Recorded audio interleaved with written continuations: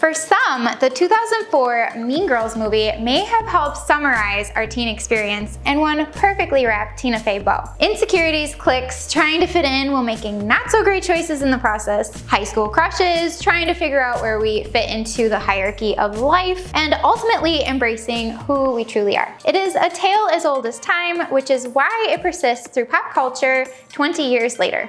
The musical version of Mean Girls premiered on Broadway in 2018, and now a full-length movie musical is out in wide theatrical release. And as you know, we are huge movie fans here at Sallie Tomato, which is why we took the opportunity to hack some of our bag patterns in the fashion of some of the main characters from the Mean Girls movie. And it's also the perfect time to continue to wear all that Barbie pink we wore in 2023. For details on these styling changes, check out our blog for all the information on these pattern hacks. We have styled our Tiffany bag to go with everything pink with a little edge. The fabrics chosen for Tiffany are for you to use on the most important day in the Mean Girls calendar, Wednesdays, because on Wednesdays we wear pink.